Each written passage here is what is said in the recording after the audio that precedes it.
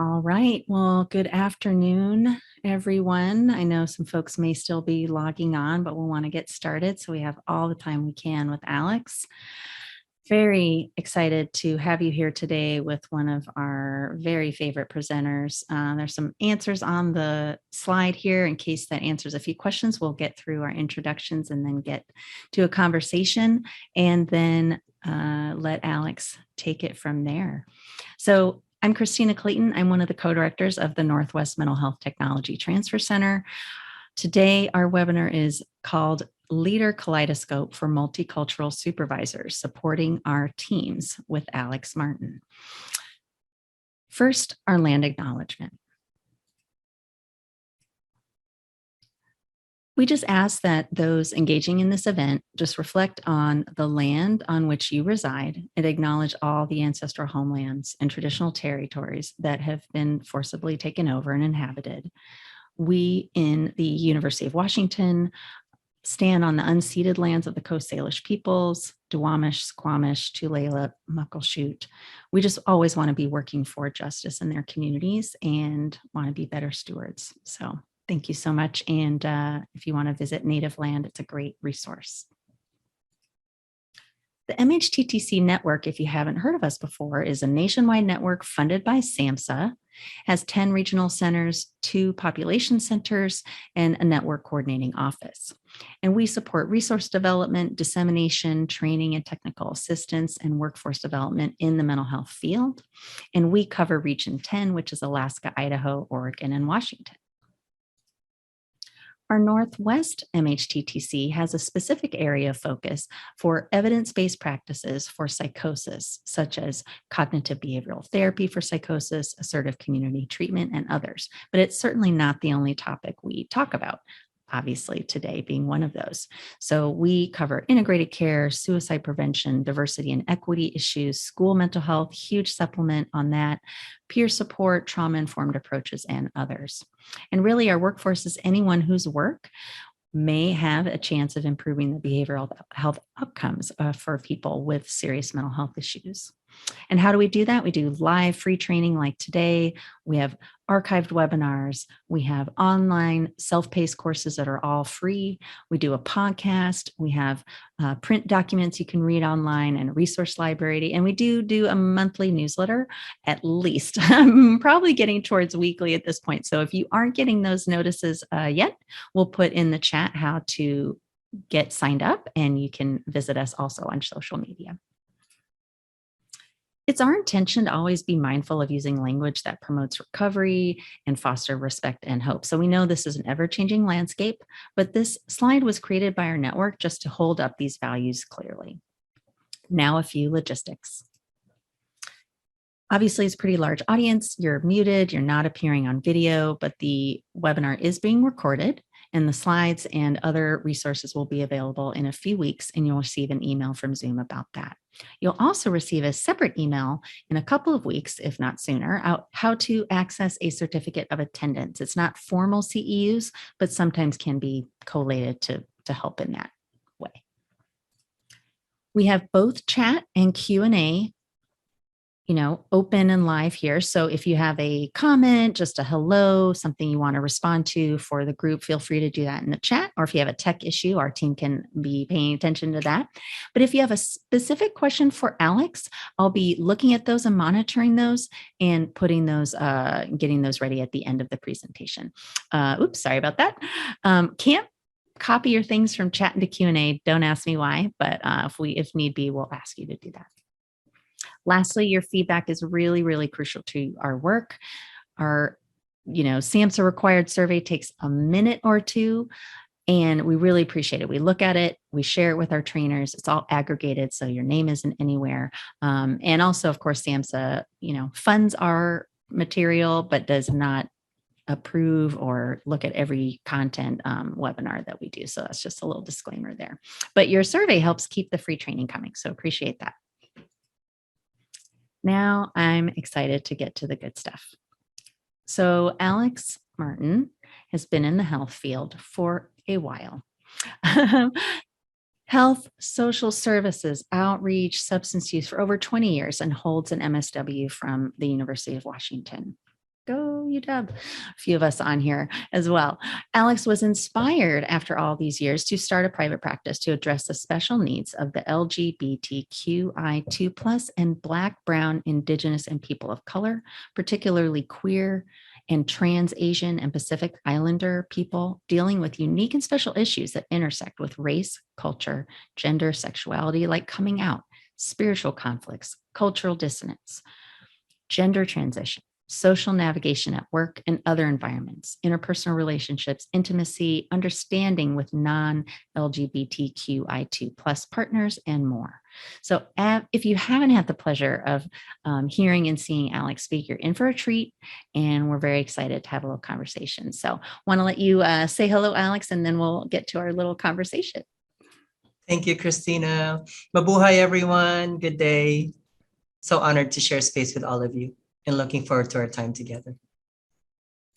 All right. Well, I will stop sharing my screen. Really excited that we are having this supervisor leadership focus, because that has been a mission of mine this year. Is we have so many great folks do content for us, and yet we know this is a really difficult role to have. And I like to say, I don't know about you, Aleks, but I was pushed up the nonprofit ladder. I wasn't looking for that role. I wasn't thinking I was even, I remember saying, who's going to be the supervisor? And they literally said, you. Okay. So I know you've supervised for a long time. And so in our conversation today about leadership and multicultural providers and leadership and allyship, when you first began supervising others, what did you wish you knew back then, especially given this context that you're talking about with a kaleidoscope and lenses and identities? When I think, oh gosh, yeah, it has been a long time, hasn't it? When I first began supervising others, what I wish I knew then that I know now is, and I hope to share this with a lot of folks, is this realization that I am good enough. And that we have the capacity to always do better and be better, and have the opportunity then to inspire others to be their best selves. In the context of our topic this afternoon or today, as a person of color and a member of several marginalized communities, like being transgender and an immigrant, my self-doubt has been a barrier, and that has helped build myself at the same time. I believe that it's stifled me from seeing my potential. I wish that I knew and understood what imposter syndrome was and is, because all those many years, I just recall experiencing it and not knowing exactly what it was. It penetrated into my core in consciousness, and that I wasn't good enough. And I believed that. And I had to keep striving for more, to be seen, to be heard, and to be included. But focusing on the silver lining here, now I do know it, and I continue to understand it. And I try to pass on this knowledge to others so that they don't have to suffer or experience something negative, right? Or not so good. Instead, see themselves fully and wholly, and be their selves personally, professionally, socially, spiritually, and so on. And hopefully influence others to see the positive and all the good things that we do as fellow professionals, particularly those who are marginalized in the real world. Yeah. Well, that's so interesting, because of course, anybody who's new to a leadership or supervisory role, especially if that wasn't what you trained for. I've been at a training way back in the day, and I remember the trainer, and it was for supervisors, and the trainer said, how many of you trained to be a supervisor before you became a supervisor? And it was hardly anyone. I don't know that anyone raised their hand. So the self-doubt, all the questioning, the wondering if it's you, are you just not understanding? Why is this so complex? How do I do it right? Or you could even be on that side of, I know how this should go. I've been working on this team for 5 years. I know how this should go. But you don't know till you get there. And suddenly things you didn't know come up, and like, well, I told people what to do and they didn't do it. Yes. Yes, that is how that works. So what are some of the biggest misconceptions or stumbling blocks? And so thinking about what you're saying, so learning how to be a supervisor is hard enough. Being a multicultural provider, never mind supervisor, is also challenging with all those aspects. But what about how, regardless of, I guess, what identities you hold, how do we support diversity and multicultural providers in the workplace? And I'm sure the answer is different if you view or are multicultural yourself versus not. But any thoughts on that? Yeah, I would say there's a few, but one of the biggest misconceptions about or stumbling blocks to supporting diversity in the workplace is that it's the responsibility of the marginalized individual or group, that the burden rests on our shoulders, or that it falls on leadership to make change happen. So my sort of take on that is, it is in fact the responsibility of all of us to seek out acceptance, inclusivity, and belongingness in the workplace. Allyship has its place in diversity. It has the special role and position to teach others and to create allyship.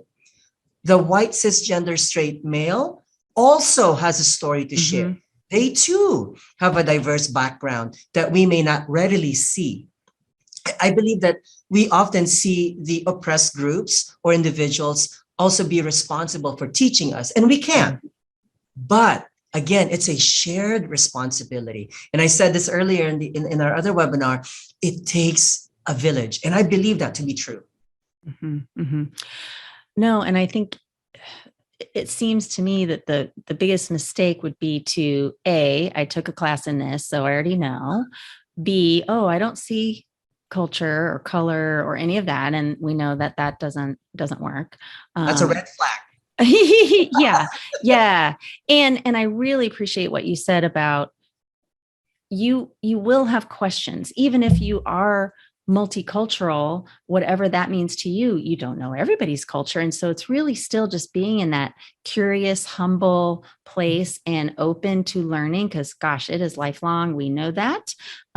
So segueing into how can supervisors, again, it may be different depending on their positionalities, how can we really specifically support multicultural teams, staff? So you've talked about, these are some of the things we should think about. It's not the team or staff's responsibility to teach everybody about everything. So what skills or perspective do we need to do this better and well? I would say how supervisors can best support staff and teams and also take care of themselves is to, number one, take care of your staff and team the same way, if not better, than you would like to be taken care of.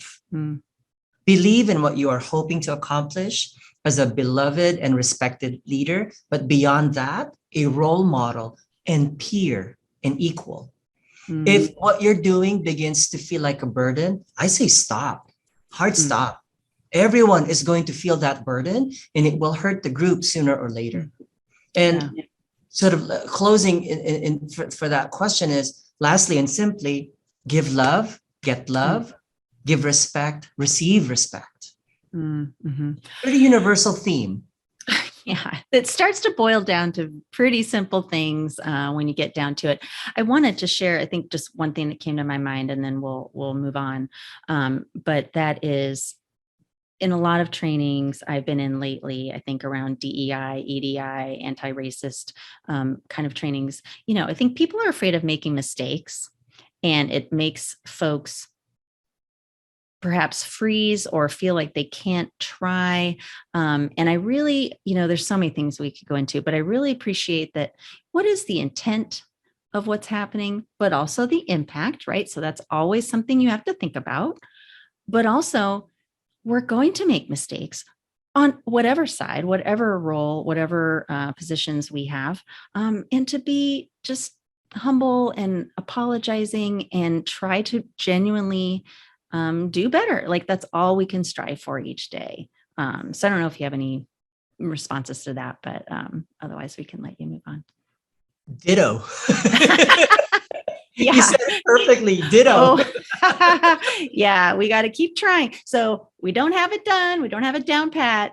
and we still have to try and still have to learn. So, well, thank you, Aleks. As always, taking some time to speak with me is so helpful in helping us put this together and just think a little bit more about our work.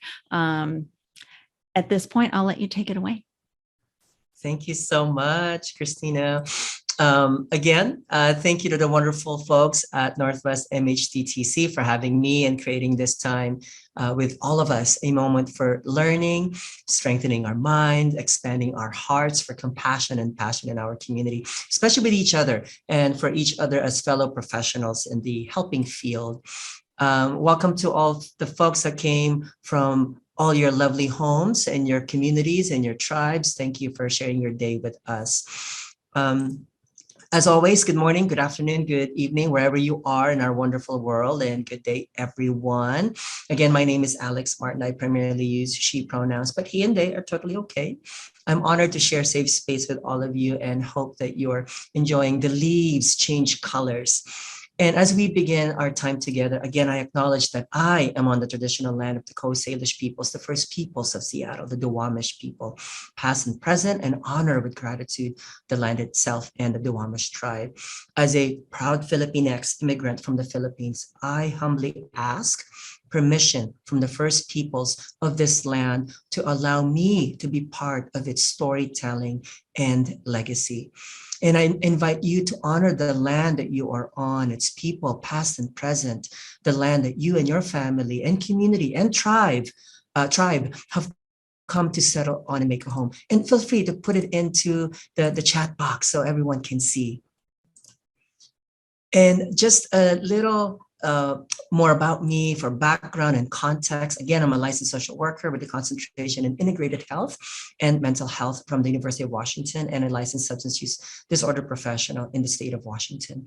Much of my work is centered on health disparities that impact marginalized groups while embracing harm reduction and acknowledging implicit bias.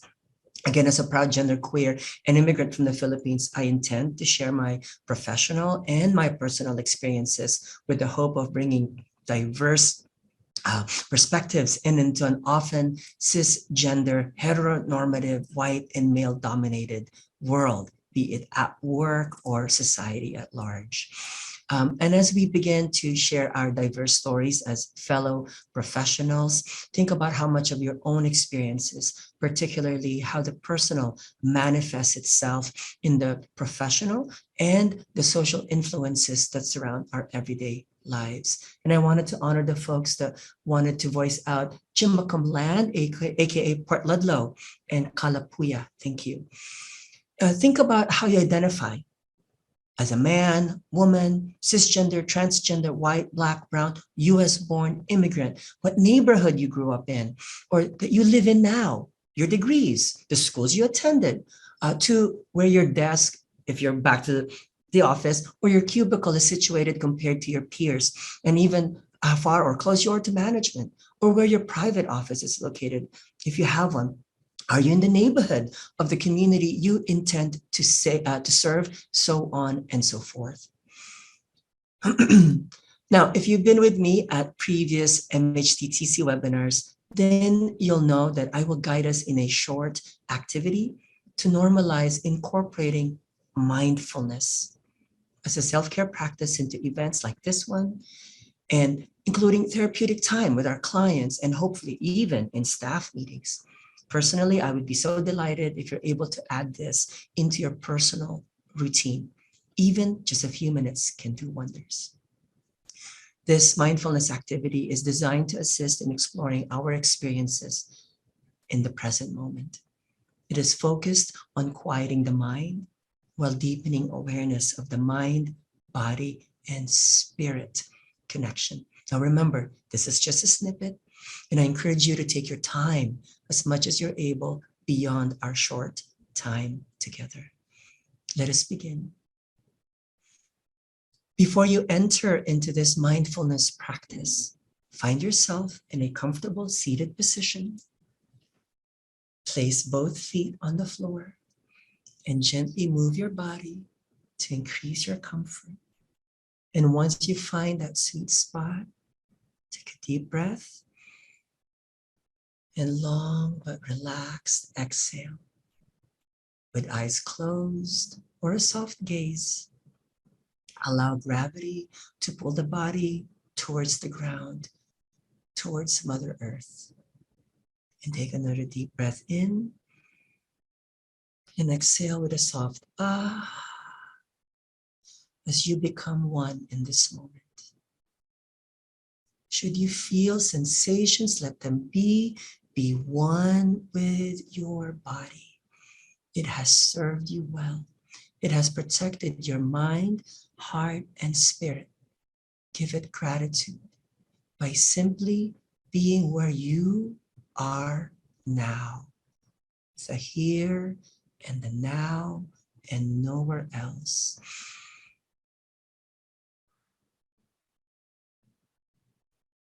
There is nothing to do but inhale and a soft exhale.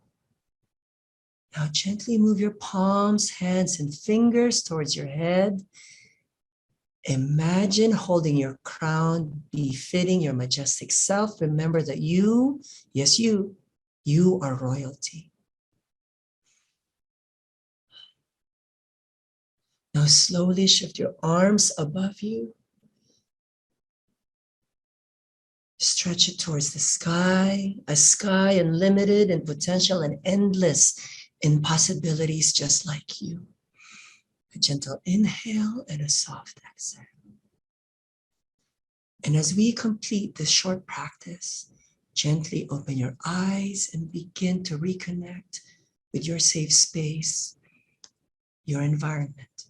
Slowly take notice of discoveries, memories, images, voices, sensations, thoughts, feelings that bring joy, peace, and enlightenment. Perhaps a smile. Remember them. Gentle inhale and a soft exhale. And in a few moments, let's come back together. Thank you and salamat po. Beyond our roles as professionals in our respective fields, today we will recognize our diverse identities as a community and as a whole, from our race, age, sex, gender, sexual orientation, class, and other isms that break our communities apart, and hopefully build them back together. We will discuss and recalibrate our lens of compassion and understanding and challenge our socially conditioned approaches to our practices, not just with our clients, but with our peers as fellow professionals, from leaders and staff alike. And to remind ourselves that the lens is not always clear, but we have the capacity to widen our lens and truly see the many different colors of the kaleidoscope. This is an opportunity for us to refresh all our memories, no matter how faint, to honor our achievements, no matter how small, and to celebrate our connections, to foster our future. Today, we'll cover the topics of supporting a diverse team as an ally, implicit bias, and power dynamics, all from the perspective from your positionality of power and privilege, while supporting a diverse group of members from marginalized communities. I ask that participants allow themselves to be vulnerable while actively listening, and my commitment to you is to maintain safe space with our short time together and allow ourselves, me included, to grow in this process. Now, who are we? We're going to do a couple of interactive activities here. Just bear with me with the technical snafus. But all right, the prompt question is, how do you see yourself? Who are you? What is your identity? I'm going to switch to this format here. And the instruction is, imagine you're texting this number 22333. That would be like an area code, etc. I know it's not that many, but it's 22333. And in the body of the text, type this number 38311. Again, that number is 38311 followed by a space, just a space bar, and then your response to that question. So again, text 22333 with this body in the text, 38311 space, and then your response. And we'll look at the response. It's activated. We're going to present.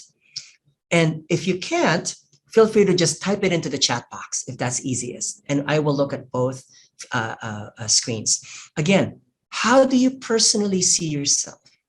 What about your identity is the foremost invisible attribute in the workplace? So think of it in that context. Who are you? Think about how you see yourself.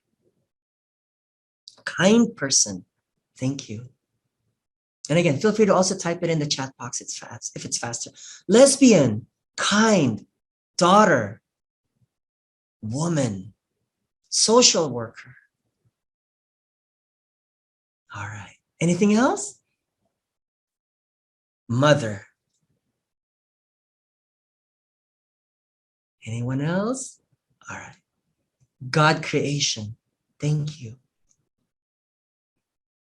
Woman, yeah. Small. White. I'm realizing the words are flipping and I'm having to catch up with it. Compassionate. Thank you. Give it a few more seconds in case there's a lag.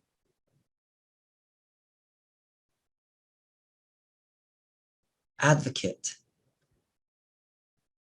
Compassionate. Support. Wonderful. Champion for those without a place at the table. Wonderful. Thank you. Immigrants. Child. Queer. Thank you. Thank you. Trans. Thank you. Person. Voice of the voiceless. Thank you. I like that. Thank you. And the big one there is woman. Thank you. All right. Now,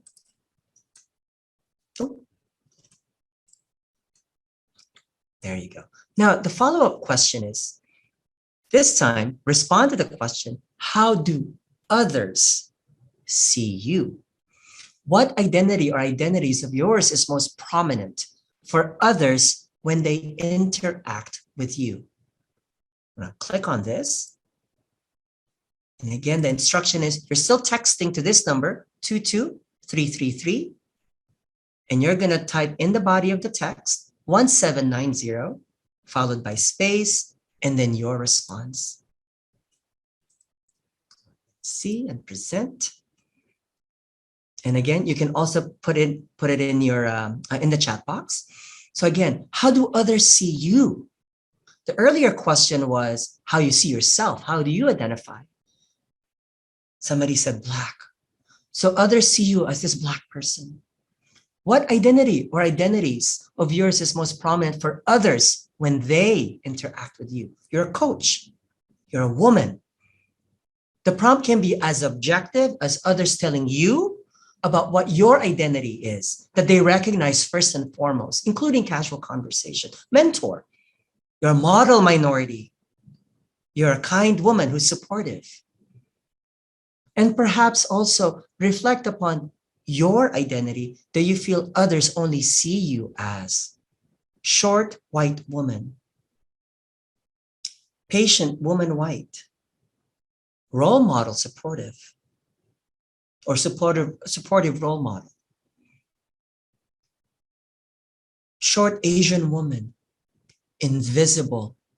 How ironic. It's the biggest word right now, but it's invisible. Perhaps also think about that they may not readily be defined by identity, but by behaviors. And what are those? Helper. Flexible. Middle-aged. Unsure. I'm reading the text as well in the chat. Latino.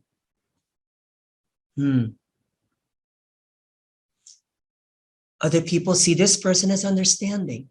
Funny. You're the funny one. You're that funny person. Or you're the fun one. I saw that one go by.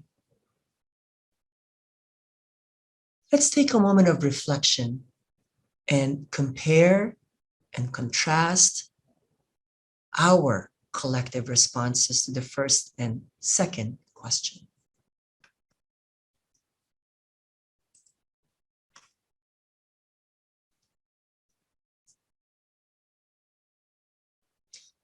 As I prepared this session and all previous webinars, I'm constantly reminded that all of us are very familiar with this topic. But sometimes you just need a little reminder to be mindful, a little nudge. But remember this, that you are experts on our experiences. We are all experts on our experiences. When members of marginalized groups like Indigenous people, women, cisgender, transgender, non-binary women alike, people of color, LGBTQ+, immigrants, and people with different abilities, or English as another language speakers, poor people, sex workers, people who commute hours to get from point A to point B, people with lived experiences versus degrees, and so on and so forth, are made to feel different and sometimes bad. Their well-being is, well, not well. And as leaders, role models, popular opinion leaders, facilitators, we have the opportunity to support people to be their best selves, professionally and perhaps even personally. Allyship is like this.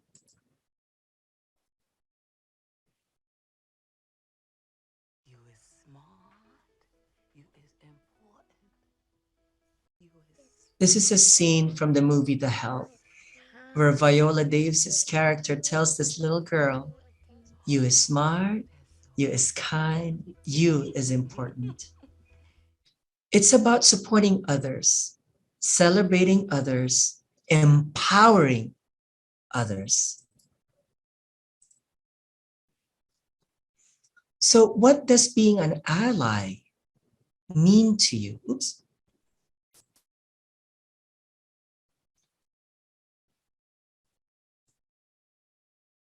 Go ahead and put it in the chat box. What does being an ally mean to you?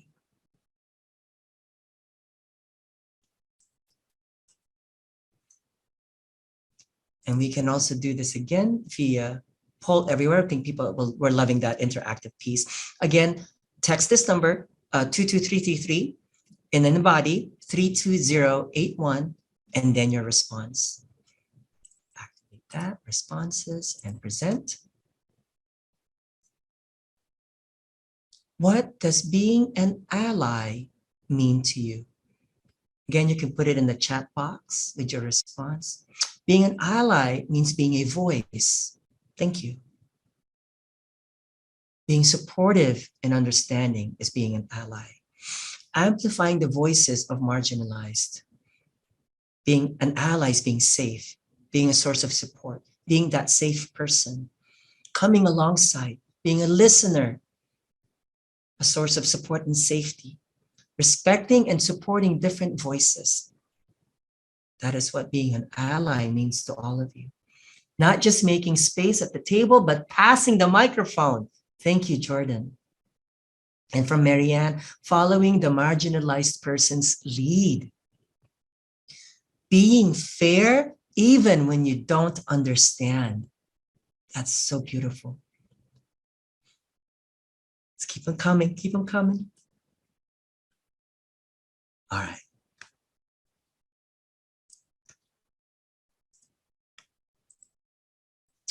Before we go through some tangible examples, I'd like to share with you the concepts of power and privilege and other terms that we need to be familiar with. Now, these definitions were abridged from Levin's work in 2003, doing our own work, a seminar for anti-racist white women, and from Visions, Inc., and the MSU Extension Multicultural Awareness Workshop. Institutional power. This is the ability or official authority to decide what is best for others. The ability to decide who will have access to resources, the capacity to exercise control over others. Now, many of you have heard this term, Prejudice, a judgment or opinion that is formed on insufficient grounds before facts are known, or in disregard of facts that contradict it. Prejudices are learned, but also can be unlearned. Stereotype, an exaggerated or distorted belief that attributes characteristics to members of a particular group, simplistically lumping them together and refusing to acknowledge differences among members of the group.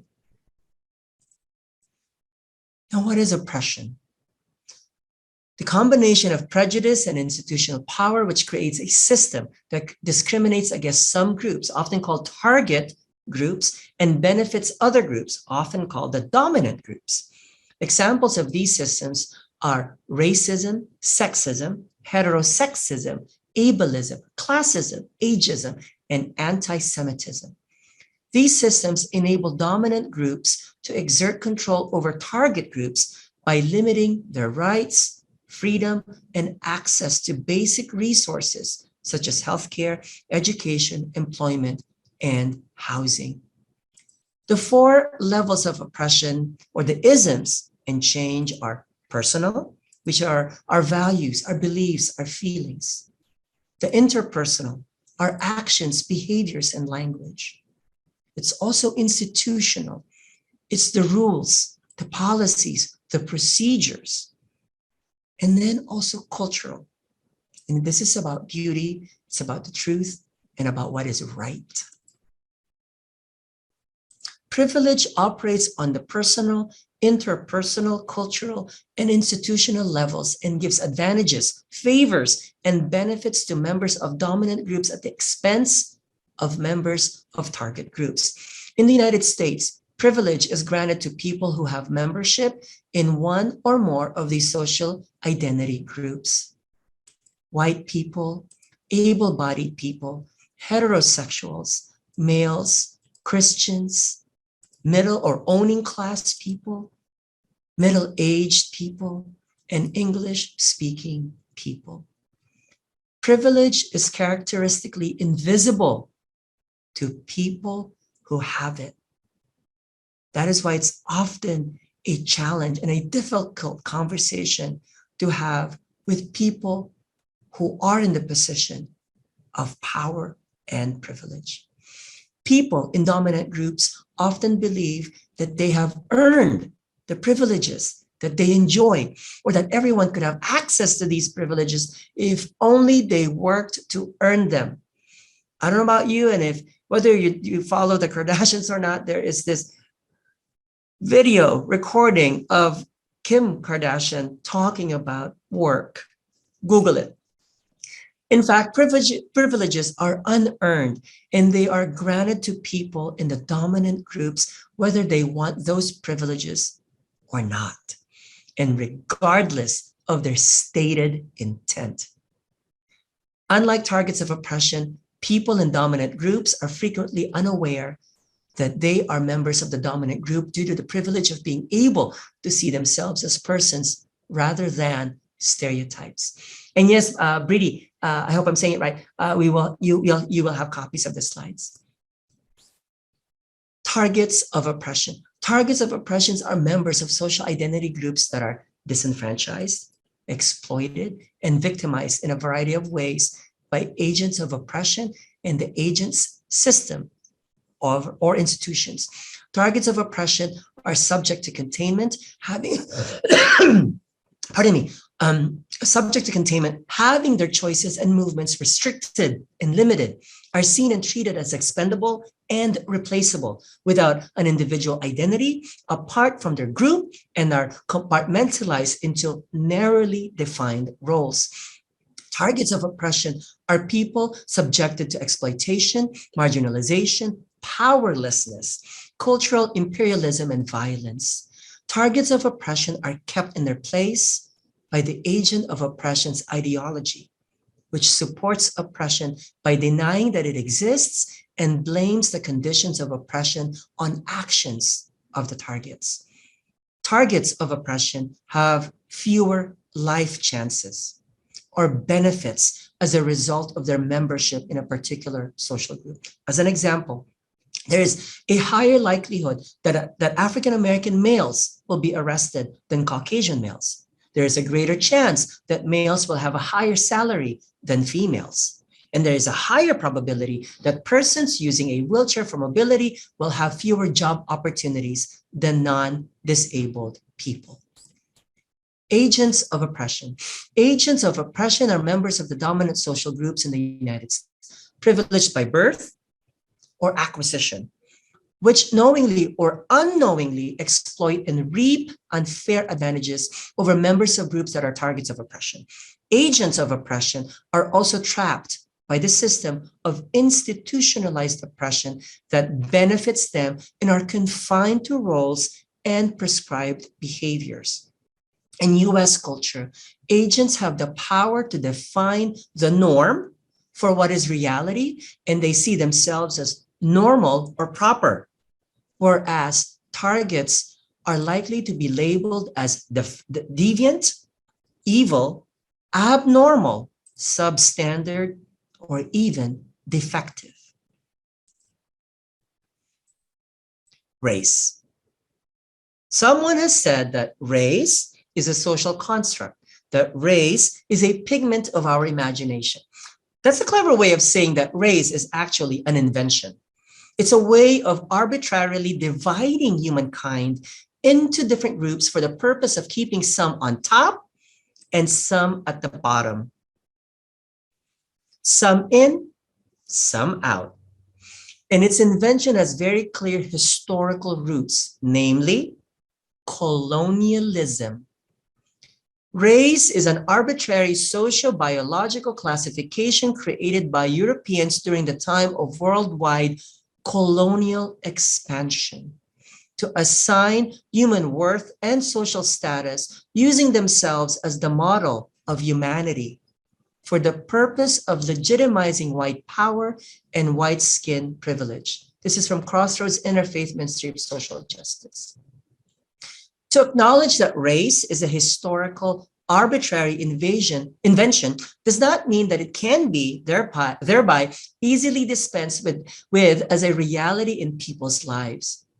To acknowledge race as an invention of colonialism is not the same as pretending to be colorblind or declaring, I don't notice people's race, I don't see color. Our world has been ordered and structured on the basis of skin color. And that oppressive ordering and structuring is racism. Racism is a system which one race maintains supremacy over another through a set of attitudes, behaviors, social structures, and institutional power.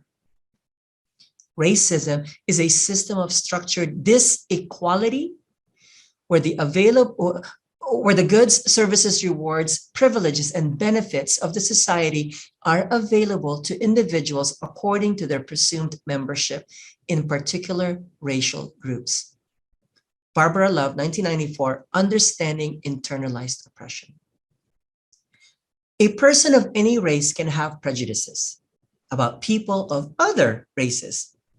However, only members of the dominant social group can exhibit racism because racism is prejudice plus the institutional power to enforce it.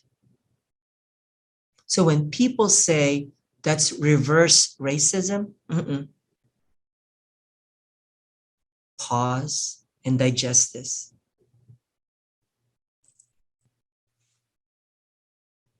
Allyship, being an ally. An ally is a person whose commitment to dismantling oppression is reflected in a willingness to do the following.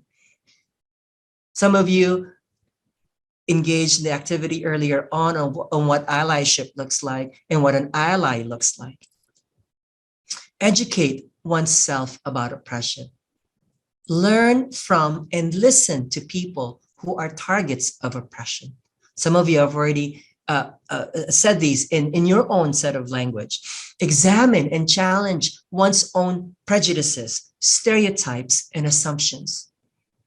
Work through feelings of guilt, shame, and defensiveness to understand what is beneath them and what needs to be healed. I don't know about you, but this reminds me of white fragility, which we'll go over very briefly. Learn and practice the skills of challenging oppressive remarks, behaviors, policies, and institutional structures. Act collaboratively and collectively with members of the target group to dismantle oppression. You've probably heard the phrase, it's not good enough that we just talk about racism, that we address it, but it's about the collective work and this action word of being anti-racist. Internalized oppression, the process whereby people in the target group make oppression internal and personal by coming to believe that the lies, the prejudices, and the stereotypes about them are now true. Members of target groups exhibit internalized oppression when they alter their attitudes, behaviors, their speech, and self-confidence to reflect the stereotypes and norms of the dominant group. Internalized oppression can create low self-esteem, self-doubt, and even self-loathing. It can also be projected outwardly as fear, criticism, and distrust of members of one's target group. What do you see in this image? What are your observations? Go ahead and just type them into the chat box. It's an image with cups. How may you put your observations into words? Go ahead and type it into the chat box. What do you see in this image? What comes to mind? What are your observations? From Marissa, they see separation, isolation, exclusion, othering, the outgroup, a beautiful blue mug, their favorite color, emptiness.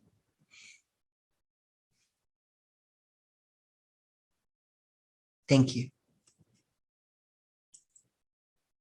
Implicit bias, also known as implicit social cognition. It refers to the attitudes or stereotypes that affect our understanding, our actions and decisions in an unconscious manner. This term implicit bias was first coined back in 1995 by Mahzarin Banaji and Anthony Greenwald, where they argued that social behavior is largely influenced by unconscious associations and judgments. According to an article in Simply Psychology by Charlotte Rule, a member of the class of 2022 at Harvard University, where she studies psychology with a minor in African American studies, implicit biases are unconscious attitudes and stereotypes that can manifest in the criminal justice system, the workplace, school setting, and in the healthcare system. It's also known as unconscious bias or implicit social cognition. There are many different examples ranging from categories of race, gender, and sexuality. They often arise as a result of trying to find patterns and navigate the overwhelming stimuli in this very complicated world. Culture, media, and upbringing can also contribute to the development of these biases. Removing these is a challenge, especially because we often don't even know that they exist. But research reveals potential interventions and provides hope that levels of implicit biases in the US are decreasing. And by the way, if you're interested in Charlotte's work, Charlotte works at an implicit social cognition research lab. They're also the editor of their undergraduate law review and plays softball. Yay, softball. I want to talk about power dynamics. According to the Office of Pluralism, which denotes a diversity of views or standards or stance rather than a single approach or method, and the leadership at Dartmouth College in New Hampshire, or it's also called OPAL, if you're familiar. Again, the Office of Pluralism and Leadership at Dartmouth, which centers the values, needs, strengths, and practices of marginalized communities. And by approaching leadership, community development, and personal growth through the lens of social justice. Power is the ability to influence and make decisions that impact others, whereas privilege is the advantages and benefits that individuals receive because of social groups they are perceived to be a part of. Privilege is often a result of systematic targeting and or marginalization of another social group. Social identity, on the other hand, is an individual's sense of who they are based on which social group or groups they belong to. Social identities allow individuals to have a sense of belonging. These groups can consist but are not limited to their race, their gender, religion, social class, memberships in different organizations, clubs, among other things. Identity is complex and consists of multiple intersecting factors. For example, race, gender, and or socioeconomic status leads to differences not only in biological markers like skin color or physical features, in cultural markers like types of clothing that we wear, but also in our shared traditions, beliefs, including biases. These identities not only impact the way society treats or views an individual, but also the way an individual interacts with others and their surroundings. Identity shapes a person's experience to make it unique, even when they are in the same setting as someone else. For example, a student who is low income or trans might have a very different experience with Dartmouth than a more affluent straight student due to the ways that power and privilege affect how they move through the world, how others view them, and what is expected of them. It's the classic child family of origin concept where you might have two siblings or even twins who were exposed to the same environment, but grew up differently as adults and sometimes as young children. Now, social justice is the practice of allyship and coalition work in order to promote equality, equity, and respect, and the assurance of rights within and between communities and social groups. Social identities often shape our experiences, how we view the world, and the way society views and or treats us. Social identities, the social identities we carry are a basis for determining who may have power and privilege and who may be marginalized and oppressed. Social justice is important because it gives us the opportunity to celebrate and learn from each other's diverse experiences and perspectives, builds a stronger community, and impacts our daily lives. Social justice has the power to reform and improve access to and quality of education, healthcare, criminal justice, and so on. Now, you may have heard, seen, or even worked directly with the power and privilege wheel. But before we review this concept, first I'd like to introduce or reintroduce the following to lay the groundwork to better understand power and privilege. So we'll come back to this, okay? The matrix of domination or matrix of oppression is a sociological paradigm that explains issues of oppression that deal with race, class, and gender, which, though recognized as different social classifications, are in fact all interconnected. Other forms of classification, such as sexual orientation, religion, or age, apply to this theory as well. And I want to credit Patricia Hill Collins with this work in introducing the theory in her work entitled Black Feminist Thought, Knowledge, Consciousness, and the Politics of Empowerment. As the term implies, there are many different ways one might experience domination, facing many different challenges in which one obstacle such as race may overlap with other sociological features. Characteristics such as race, age, and sex may intersectionally affect an individual in extremely different ways, in such simple cases as varying geography, socioeconomic status, or simply throughout time. And the concept of intersectionality. This is the interconnected nature of social categorizations such as race, class, and gender as they apply to a given individual or group, regarded as creating overlapping and interdependent systems of discrimination or disadvantage.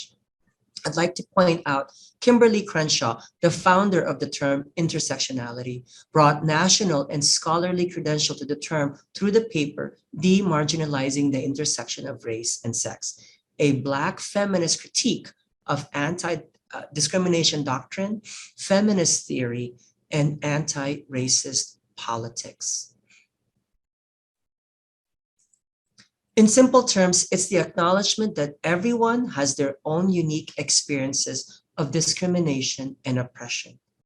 And we must consider everything and anything that can marginalize people: gender, race, class, sexual orientation, physical ability, etc.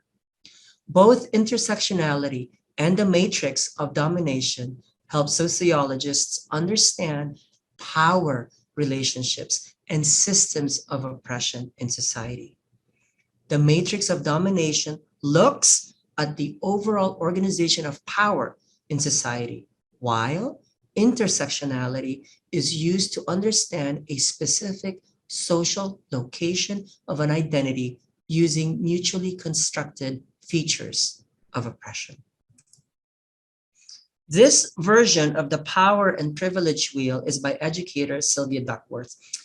Simplest way to understand this is the closer you are to the center, the more power and privilege you have. Through this illustration of the wheel of power and privilege, visualize your position based on the categories listed here. And I'll just highlight randomly here. Through housing, body size, wealth, mental health, sexuality, language, so on and so forth. Just plot yourself. You can even put your finger to where you see yourselves in here, or write it out in a piece of paper or type it in to your notepad and see where you are. Find yourself in this power and privilege wheel. Again, the further you are from power, the more ignored and unimportant one might feel. And that is what we call marginalization. And that is how marginalized people and individuals or communities are treated when they do not have the power and privilege, and vice versa. As you try to place yourself in these different categories, notice how your level of power and also level of marginalization shifts between categories.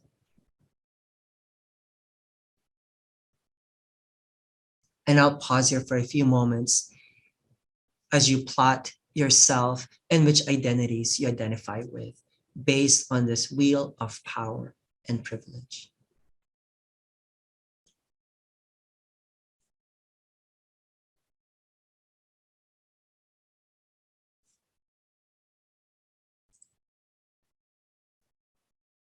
Where are your marginalized membership?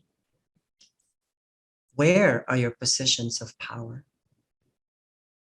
Again, you'll get a copy of this and you can use the slide copy and you can write down where your membership is as a marginalized person based on this toolkit, and where perhaps you might hold a position of power.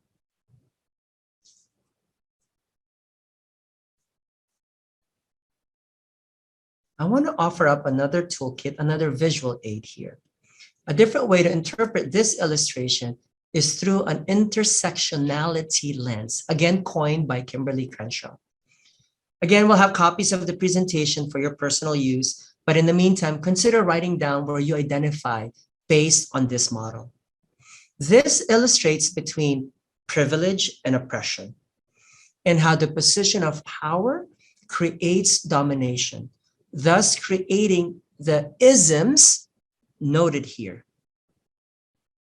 However, allow me to point out for clarification that, for example, simply being white identified does not mean that this white person is racist.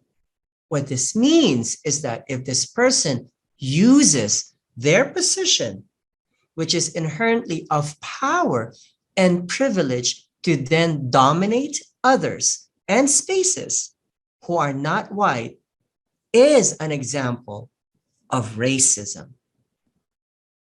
And one could argue that if you do nothing and remain passive in that position of power and privilege, does that make this person racist?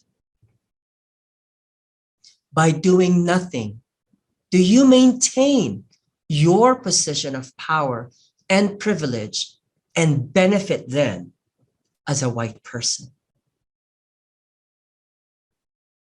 I'll pause for a moment of reflection there.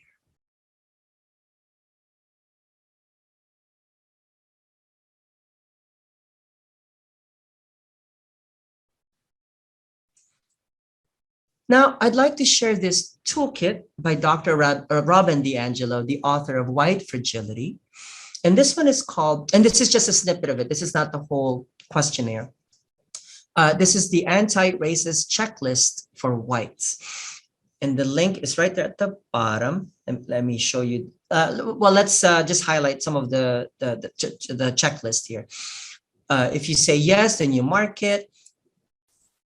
I demonstrate knowledge. There's part 1 and part 2.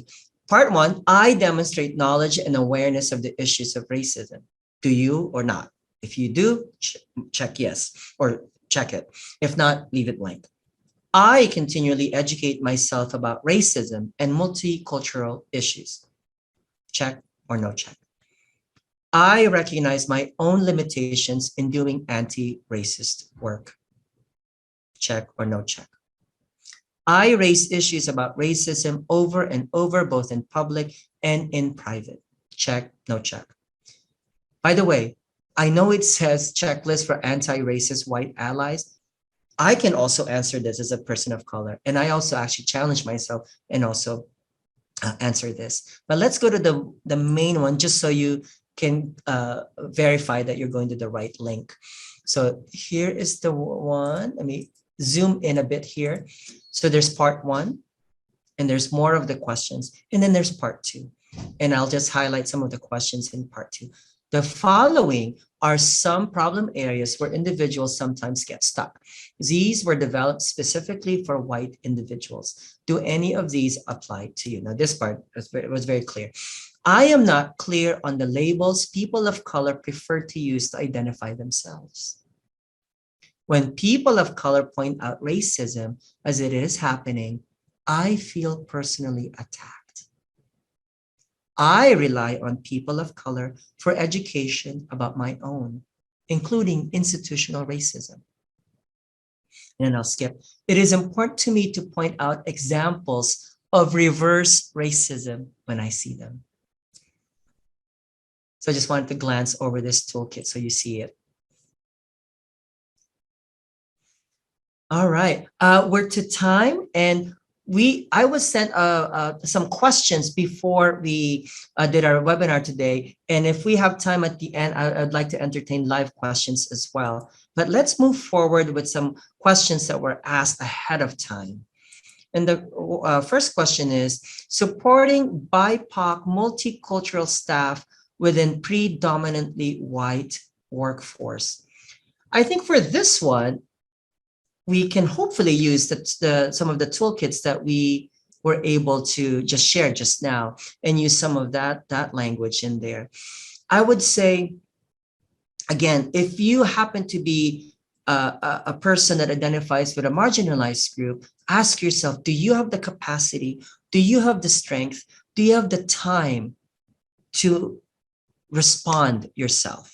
Because you have to think about your own sanity here, right? And your own source of courage and strength, right? To respond to this person. If not, I would then lean on either to leadership or to perhaps hopefully in your organization that you might have a representative that focuses on EIB work or DEI, so diversity, equity, and inclusion, equity, inclusion, and belongingness.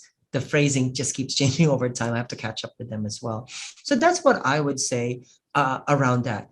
And in making sure that you have support yourself, and the support, be prepared that it may be difficult and challenging to receive that type of support within a predominantly white workforce. You may have to, and I would encourage you then to seek either professional help, either through a therapist, a life coach perhaps, or some type of social support network, or personal friends who actually get what kind of work that you do. You want to be careful too, right? Because sometimes we may have personal friends that are just not in our circle, or at least professional circle, and they may not have the full picture, right? And may inadvertently give us not very helpful advice. Now, how to still give negative feedback when there is a race-based power differential, such as lacking clinical skills. So I would say I would answer this sort of universally and sort of in a generic way. Give respect, receive respect. I think focusing on it from an objective lens, in that way, there is an awareness of potential prejudice and potential stereotyping and potential implicit bias, right? By focusing on a tangible, measurable way. Evaluation tools. This is really becoming, and I would like it to be 100% more standard, because it's a way to really measure it with numbers. Now, again, being mindful that the objective toolkits or measures of evaluation might be too objective, that it doesn't have room for cultural nuances. Also, it might be worthwhile, particularly, and I believe in your gut feeling. And I believe in this group that we're in the field that we have that gut feeling that we or either it just comes natural to us or we are trained in this way. But if it doesn't feel right, it's very possible the toolkit may be problematic. So you may want to sort of further investigate and see if it's healthy, if it's a healthy measure or evaluation tool, because it's very possible that it's made by, by people who are in a position of power and privilege. So being careful what kind of toolkits we use. All right. And then the next, it's more of a phrase. I wanted to be able to discuss the power dynamics of implicit bias with my clinicians from a therapeutic lens. With this one, and I mentioned this in the earlier webinar, and I had, to this day, in my undergraduate work, one of my professors, and I'm paraphrasing now because it's been decades ago, but I remember to this day, and it's one of my guiding principles, is that don't go into therapy as a therapist to work on your own therapy, right? Now, it could absolutely be a therapeutic experience, but I would be careful that your relationship doesn't get into transference and counter transference. It could absolutely be therapeutic, and we could certainly use some approaches and theories and some guidance from therapy as we learn it, right? But being careful that your professional relationship doesn't get into a dynamic of therapist and client, right? Or counselor and client, and being careful with that. And I think part of that is that ability to be self-aware and to be cautious and conscientious, right? And question, what is our intent and what is our impact? Because those two are two very different things. So being aware of what that intention is and what is the potential impact on the other person. And asking yourself, well, why, right? What is the purpose? Because again, if you are in a supervisory role, you have a natural position of power over over the supervisee, right? And so being careful and asking yourself, well, why, right? Being careful with that. And again, just back to the therapeutic lens, I think we can, but being careful on how we apply therapeutic theories in a supervisory relationship. I didn't realize that was the last of it. We've got a bit of, oh, good. We've got time for some live questions. And let me check if there are any at the moment. And I believe our audio is turned off, so I don't think I could actually hear people. So you may actually have to type it in. Yes, we don't have any typed questions. I think, like before, it's just too riveting, is my guess. And you're just, the tempo is so great. The content is so deep. And I really, really appreciate everybody. Oh, sorry. Thank you. Yeah, if it's in the chat, I certainly didn't catch it. So yes, please. Thank you. So they just put it back in the chat right on the bottom. So Eric asked a question. Are oppressed groups able to change their position? That is a complex question. I say yes. And I was kind of giddy at saying yes. And I think that comes from a place of witnessing social change happen in our place and time. And I know sort of US culture has a different perspective on how we look at, oppressive culture comparatively to other parts of the world. But I say yes. It wasn't always like this. You have to consider history. We have to consider social, political, religious influences on how we as a community, and even if it's this community of providers and professionals, we have the power to empower other people.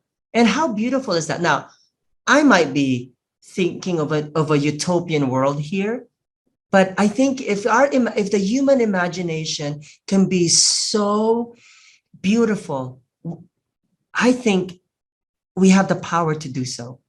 I think about, science fiction even. And now, where has our imagination taken us?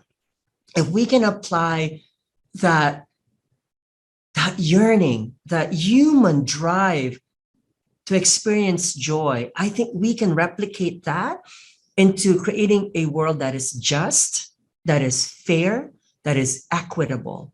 So I want to say, yes, I think we have the power to change that dynamic. And we're seeing it happen. Personally, it feels slow, but I am happy that I get to witness it in this time that I have on this world. I think, social culture, even in, pop culture, the way we're seeing things, the President Barack Obama being at the White House and having served 2 terms, right? Seeing a vice president that is female identified and is Black and is South Asian. Imagine the inspiration that has created to the younger generation. And I think that we have an opportunity because it's there, it's happening. It just needs to be multiplied and amplified even more. And I'm often of the energy of positivity and hope. And I hope to, just kind of share that. So I say yes.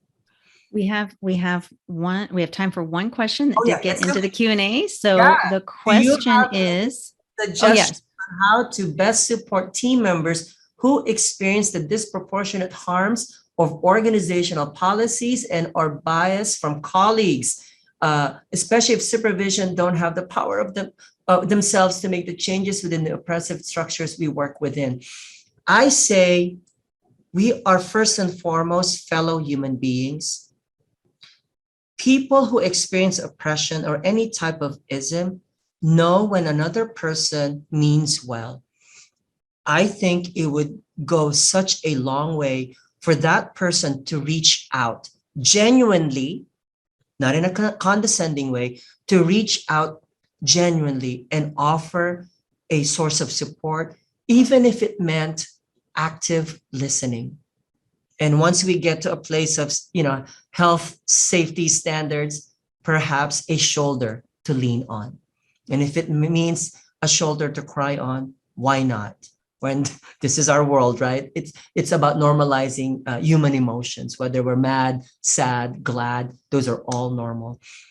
Well, And I think and that's where we could start. I think we could absolutely start with just humanizing our relationships. Yes, we have a power dynamic structure, and perhaps the change may not happen immediately and making social change happen within that institution. But I think start with that, and hopefully that will ignite inspiration to make to influence other changes that can happen, either from the bottom up and perhaps influence somebody from the top down. yeah, that's what I was just thinking, and I know we're out of time now.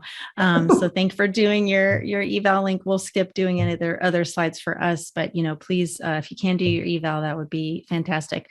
I guess, Jordan, another thing I think of is sort of on the other side of that coin is, where can you seek actual justice within your organization? Because it sounds like there are some very strong harmful things happening. And I know that is really scary.